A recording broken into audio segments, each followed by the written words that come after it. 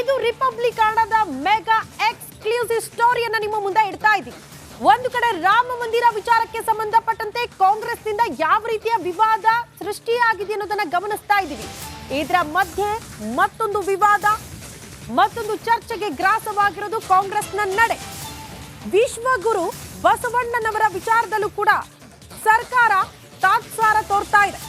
ಗ್ಯಾರಂಟಿಗಳಿಗೆ ಎಲ್ಲ ಹಣ ಹಾಕಿರುವ ಆರೋಪಕ್ಕೆ ಸಂಬಂಧಪಟ್ಟಂತೆ ಈಗ ಮತ್ತೊಂದು ವಿವಾದ ಸೃಷ್ಟಿಯಾಗ್ತಾ ಇದೆ. ಗ್ಯಾರಂಟಿ ಯೋಜನೆಗಳನ್ನ ಜಾರಿಗೆ ತಂದಿದ್ದು ರಾಜ್ಯ ಸರ್ಕಾರ.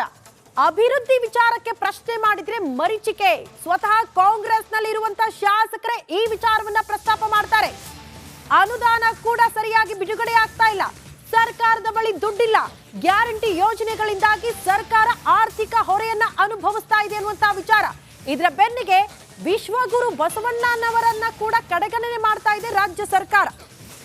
ಮಾತಲ್ಲಿ ಬಸವಣ್ಣ ಹೆಸರು ಉಲ್ಲೇಖ ಆಗುತ್ತೆ, ಆದ್ರೆ ಕೃತಿಯಲ್ಲಿ ಮಾತ್ರ ಕಾಂಗ್ರೆಸ್ ಕಾಳಜಿ ಕಾಣಿಸ್ತಾ ಇಲ್ಲ. ಅನುಭವ ಮಂಟಪಕ್ಕೆ ಇಲ್ಲ ಸರ್ಕಾರದ ಅನುದಾನ, ಗ್ಯಾರಂಟಿ ನೆಪದಲ್ಲಿ ಅನುಭವ ಮಂಟಪಕ್ಕಿಲ್ಲ ಹಣ ಅನ್ನುವಂತಹ ವಿಚಾರ ದೊಡ್ಡ ಮಟ್ಟದ ಚರ್ಚೆಗೆ ಗ್ರಾಸವಾಗ್ತಾ ಇದೆ. ಸರ್ಕಾರದ ವಿರುದ್ಧ ಬಸವ ಕಲ್ಯಾಣ ಶಾಸಕ ಆರೋಪ ಮಾಡಿದ್ದಾರೆ. 612 ಕೋಟಿ ವೆಚ್ಚದಲ್ಲಿ ಭವ್ಯ ಅನುಭವ ಮಂಟಪದ ಪ್ಲಾನ್ ಆಗಿದೆ. ಬಿಎಸ್ವೈ ಸರ್ಕಾರದಲ್ಲಿ, ಬಿಎಸ್ ಯಡಿಯೂರಪ್ಪನವರ ಸರ್ಕಾರದಲ್ಲಿ 200 ಕೋಟಿ ರಿಲೀಸ್ ಆಗಿತ್ತು.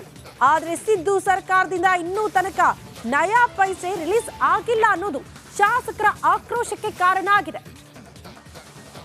ನೋಡಿ, ಸಹಜವಾಗಿ ಅನುದಾನದ ವಿಚಾರ, ಅಭಿವೃದ್ಧಿ ವಿಚಾರಕ್ಕೆ ಅಂತ ಬಂದಾಗ ರಾಜ್ಯ ಸರ್ಕಾರದಲ್ಲಿರುವಂತಹ ಶಾಸಕರೇ ಆರೋಪ ಮಾಡ್ತಿದ್ದಾರೆ ನೇರವಾಗಿ. ಈಗ ಅಭಿವೃದ್ಧಿ ವಿಚಾರಕ್ಕೆ ಸಂಬಂಧಪಟ್ಟಂತೆ ವಿಶ್ವಗುರು ಬಸವಣ್ಣನವರ ಅನುಭವ ಮಂಟಪ ಆಗಬೇಕು, ಅದಕ್ಕೆ ಸರ್ಕಾರದಿಂದ ಏನಾದ್ರೂ ಅನುದಾನ ರಿಲೀಸ್ ಆಗಿದೆ ಅಂದ್ರೆ ಇಲ್ಲ ಅನ್ನುವಂತ ಉತ್ತರ ಸಿಗ್ತಾ ಇದೆ. ಮಾತಲ್ಲಿ ವಿಶ್ವಗುರು ಬಸವಣ್ಣನವರ ವಿಚಾರಗಳನ್ನ ಪ್ರಸ್ತಾಪ ಮಾಡುವಂತಹ ಕಾಂಗ್ರೆಸ್ ನಾಯಕರಿಗೆ ಅನುಭವ ಮಂಟಪ ಕಟ್ಟಬೇಕು, ಅದರ ಅಭಿವೃದ್ಧಿ ಆಗಬೇಕು ಅನ್ನೋದ್ರ ಬಗ್ಗೆ ಕಾಳಜಿ ಇಲ್ವಾ ಅನ್ನೋದು ಪ್ರಶ್ನೆ ಆಗುತ್ತೆ. ಇದೇ ಕಾರಣಕ್ಕೆ ಹೇಳ್ತಾ ಇರೋದು, ಗ್ಯಾರಂಟಿ ಯೋಜನೆಗಳು ಬೇಕಾಗಿತ್ತಾ? ಯೋಜನೆಗಳನ್ನ ಜಾರಿಗೆ ತಂದ್ರಿ ಸರಿ, ಜನರಿಗಾದ್ರೂ ಅದರ ಲಾಭ ಆಗ್ತಾ ಇದೆಯಾ ಅಂದ್ರೆ ಇಲ್ಲ ಅನ್ನುವಂತ ಉತ್ತರ ಸಿಗುತ್ತೆ. ಅದಕ್ಕೆ ಹಣ ವ್ಯಯ ಮಾಡೋದ್ರಿಂದ ಅಭಿವೃದ್ಧಿ ಕಾರ್ಯಗಳೆಲ್ಲವೂ ಕೂಡ ಮರೀಚಿಕೆ ಆಗ್ತಾ ಇದೆ ಕಾಂಗ್ರೆಸ್ ಸರ್ಕಾರದಲ್ಲಿ. ಇದು ಆಕ್ರೋಶಕ್ಕೆ ಕಾರಣ ಆಗ್ತಾ ಇರುವಂತಹ ವಿಚಾರ. ವಿಶ್ವಗುರು ಬಸವಣ್ಣನವರನ್ನ ಮರೆತು ಬಿಟ್ಟಿದೆಯಾ ಕಾಂಗ್ರೆಸ್ ಸರ್ಕಾರ ಅನ್ನೋದು ಪ್ರಶ್ನೆ. ಅನುಭವ ಮಂಟಪಕ್ಕೆ ಅನುದಾನ ಯಾಕಿಲ್ಲ ರಿಲೀಸ್? ಎಲ್ಲೆಲ್ಲ ಕೋಟಿ ಹಣ ವ್ಯಯ ಮಾಡ್ತೀರಾ, ಬರೀ ಮಾತಿಗೆ ಮಾತ್ರ ಸೀಮಿತನಾ? ಬಸವಣ್ಣನವರ ಆದರ್ಶಗಳು ಹಾಗೆ ಅವ್ರು ಹೇಳ್ದಂತೆ ನಾವು ನಡೆದುಕೊಳ್ತೀವಿ ಅಂತ ಎಷ್ಟು ಮಟ್ಟಿಗೆ ಕಾರ್ಯರೂಪಕ್ಕೆ ತಂದಿದ್ದೀರಿ ಅನ್ನೋದು ಕೂಡ ಪ್ರಶ್ನೆ ಆಗುತ್ತೆ. 12ನೇ ಶತಮಾನದಲ್ಲಿ ಸಮಾನತೆಗಾಗಿ ಕ್ರಾಂತಿಯನ್ನು ನಡೆದಂಥ ಅಣ್ಣ ಬಸವಣ್ಣನ ಕರ್ಮ ಭೂಮಿಯಲ್ಲಿ ವಿಶೇಷವಾಗಿ ನೂತನ ಅನುಭವ ಮಂಟಪ ಕಾಮಗಾರಿ ನಡೀತದೆ ಅಂತ ಹೇಳ್ಬೋದು. ಇಡೀ ದೇಶದ ಬಸವ ಭಕ್ತರದೊಂದು ಒತ್ತಾಯ ಆಗಿತ್ತು. ಟೋಟಲಿ ವಿಶ್ವಕ್ಕೆ ಸಮಾನತೆ ಸಾರಿರುವ ವಿಶ್ವದ ಮೊದಲನೇ ಪಾರ್ಲಿಮೆಂಟ್ ಅನುಭವ ಮಂಟಪ ಅಂತಿತ್ತು. ಆ ಅನುಭವ ಮಂಟಪ ಆಗಲೇಬೇಕು ಅಂತೇಳಿ ಬಸವ ಭಕ್ತರದ್ದು ಸಾಕಷ್ಟು ಒಂದು ಒತ್ತಾಯ, ಸಾಕಷ್ಟು ಒಂದು ಬೇಡಿಕೆಗೆ ಕೊನೆಗೂ ಹಿಂದಿನ ಸರ್ಕಾರ ಮಾಜಿ ಮುಖ್ಯಮಂತ್ರಿ BS ಯಡಿಯೂರಪ್ಪ ಅವರ ನೇತೃತ್ವದಲ್ಲಿ ಇದೇ ಒಂದು ಸ್ಥಳದಲ್ಲಿ ಏನದಂದ್ರೆ ನೂತನ ಅನುಭವ ಮಂಟಪ ಕಾಮಗಾರಿಗೆ ಏನದಂದ್ರೆ ಭೂಮಿ ಪೂಜೆ ಮಾಡಿದರು. ಟೋಟಲಿ 2 ವರ್ಷದಲ್ಲಿ ಕಾಮಗಾರಿ ಮುಗಿಸಿ ದೇಶದ ನರೇಂದ್ರ ಮೋದಿ ಅವರನ್ನು ಕರೆಸಿ ಈ ಒಂದು ಅನುಭವ ಮಂಟಪ ಲೋಕಾರ್ಪಣೆ ಮಾಡ್ತೀವಿ ಅಂತೇಳಿ ಯಡಿಯೂರಪ್ಪ ಅವರು ಹೇಳಿದರು. ಅದ್ರ ಯಡಿಯೂರಪ್ಪ ಅವರು ಹೇಳಿದ ನಂತರ ಯಡಿಯೂರಪ್ಪರು ಈಗಾಗಲೇ 200 ಕೋಟಿ ರೂಪಾಯಿನ ಅಂದರೆ ಇದಕ್ಕೆ ಮಂಜೂರು ಕೂಡ ಮಾಡಿದರು, 200 ಕೋಟಿ ರೂಪಾಯಿ ಬಿಡುಗಡೆ ಕೂಡ ಮಾಡಿದರು.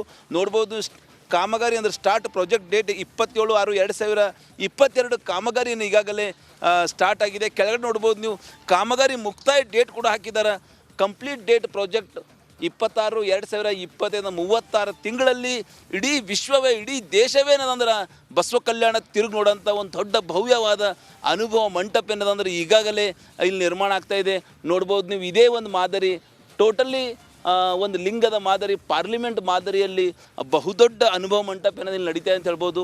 ಅದರ ದುರ್ದೈವ ಅಂದ್ರೆ ಟೋಟಲಿ 612 ಕೋಟಿ ರೂಪಾಯಿ ಈ ಒಂದು ಪ್ರಾಜೆಕ್ಟು ಇವತ್ತು 200 ಕೋಟಿ ರೂಪಾಯಿ ಬಿಡುಗಡೆ ಮಾಡಿದ್ದಾರೆ. ಅದರ ಸರ್ಕಾರ ರಾಜ್ಯದಲ್ಲಿ ಕಾಂಗ್ರೆಸ್ ಸರ್ಕಾರ ಅಧಿಕಾರಕ್ಕೆ ಬಂದು 6 ತಿಂಗಳು ಗತಿಸಿರು ಕೂಡ ನಯ್ಯ ಪೈಸೆ ಹಣ, ನಯ್ಯ ಪೈಸೆ ಅನುದಾನ ಕೊಟ್ಟಿಲ್ಲ ಎಂಬ ಆರೋಪ ಕೇಳಿದ್ರೆ ಹೊಂಟದ. ನೋಡ್ಬೋದು ನೀವು ಕಾಮಗಾರಿ ಮಂದಗತಿಯಿಂದ ಆಮೆಗತಿಯಿಂದ ಕಾಮಗಾರಿ ನಡೀತಾ ಇದೆ. ಅದು ಟೋಟಲಿ ಇವತ್ತೇನದ ಅನುದಾನದ ಕೊರತೆ ಅಣ್ಣ ಬಸವಣ್ಣನ ಕರ್ಮಭೂಮಿಯ ನೂತನ ಅನುಭವ ಮಂಟಪ ತಟ್ಟದ ಅಂತ ಹೇಳ್ಬೋದು. ಟೋಟಲಿ 200 ಕೋಟಿ ರೂಪಾಯಿ ಈಗಾಗಲೇ ಮುಕ್ತಾಯ ಆಗಿದೆ.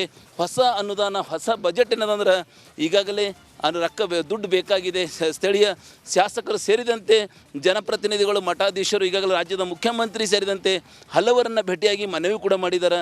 ಅಂದರೆ ಕಾಮಗಾರಿಗೆ ದುಡ್ಡು ಬೇಕಾಗಿದೆ, ತಕ್ಷಣವೇ ಅನುದಾನ ಬಿಡುಗಡೆ ಮಾಡಿರಿ. ಟೋಟಲಿ 612 ಕೋಟಿ ರೂಪಾಯಿ ಪ್ರಾಜೆಕ್ಟ್ ಈಗಾಗಲೇ 200 ಕೋಟಿ ಮಾತ್ರ ಬಂದಿವೆ. ಉಳಿದ ಹಣ ಬಿಡುಗಡೆ ಮಾಡಿರಿ, ಉಳಿದ ಅನುದಾನ ಬಿಡುಗಡೆ ಮಾಡಿರಿ ಅಂತೇಳಿ ಸಾಕಷ್ಟು ಒತ್ತಾಯ ಮಾಡಿದ್ರು ಕೂಡ ರಾಜ್ಯದ ಮುಖ್ಯಮಂತ್ರಿ ಗ್ಯಾರಂಟಿಗೆ ಎಷ್ಟು ಆಸಕ್ತಿ ವಹಿಸ್ತಾ ಇದ್ದಾರೆ, ಜನರಿಗೆ ಗ್ಯಾರಂಟಿಗೆ ಎಷ್ಟು ಬಿಡುಗಡೆ ಮಾಡ್ತಾ ಇದ್ದಾರೆ. ಅದರ ಅಭಿವೃದ್ಧಿ ಕೆಲಸಕ್ಕೆ ವಿಶೇಷವಾಗಿ ಅಣ್ಣ ಬಸವಣ್ಣನ ಕರ್ಮಭೂಮಿಯಲ್ಲಿ ನೂತನವಾಗಿ ನಿರ್ಮಾಣ ಆಗ್ತಾ ಇರುವ ಅನುಭವ ಮಂಟಪಕ್ಕೆ ದುಡ್ಡು ಬಿಡುಗಡೆ ಆಗ್ತಾ ಇಲ್ಲ ಅಂತ ಹೇಳಬಹುದು. ಹೀಗಾಗಿ ಬಸವ ಭಕ್ತರ ಪರವಾಗಿ ರಿಪಬ್ಲಿಕ್ ಕನ್ನಡ ನಿಮ್ಮ ಧ್ವನಿ ನಾವು ಕೂಡ ಸರ್ಕಾರಕ್ಕೆ ಆಗ್ರಹಿಸ್ತೀವಿ. ತಕ್ಷಣವೇ ಟೋಟಲಿ ನೂತನ ಅನುಭವ ಮಂಟಪ ಕಾಮಗಾರಿಗೆ ಅನುದಾನ ಬಿಡುಗಡೆ ಮಾಡಲೇಬೇಕು ಎಂಬ ಕೂಗು ನಮ್ದು ಕೂಡ ಆಗ್ಯದ ಅಂತ ಹೇಳ್ಬೋದು. ಕ್ಯಾಮ್ರಾ ಪರ್ಸನ್ ಭರತ್ ಜೊತೆ ನಾನು ಮಲ್ಲಿಕಾರ್ಜುನ ಮರ್ಕಲ, ರಿಪಬ್ಲಿಕ್ ಕನ್ನಡ, ಬೀದರ್. ವಿಶ್ವಗುರು ಬಸವಣ್ಣನವರ ವಿಚಾರಗಳನ್ನು, ಅವರ ವಚನ ಸಾಹಿತ್ಯವನ್ನು, ಅವರ ದೂರದೃಷ್ಟಿಕೋನವನ್ನು ಇಡೀ ಜಗತ್ತಿಗೆ ತಲುಪಿಸಬೇಕು ಅಂತಕ್ಕಂಥ ದೃಷ್ಟಿಕೋನವನ್ನು ಇಟ್ಟುಕೊಂಡು ನಮ್ಮ ಹಿಂದಿನ ಸರ್ಕಾರ ಅನುಭವ ಮಂಟಪದ ನಿರ್ಮಾಣಕ್ಕಾಗಿ 200 ಕೋಟಿ ರೂಪಾಯಿಗಳನ್ನು ಮಂಜೂರು ಮಾಡೋದ್ರ ಜೊತೆಗೆ ಆ ಕಾಮಗಾರಿಯ ಪ್ರಾರಂಭವನ್ನು ಮಾಡಿದ್ದು ಬಹುತೇಕ ನಾವು ಯಾರೂ ಮರೆಯುವಂತಿಲ್ಲ.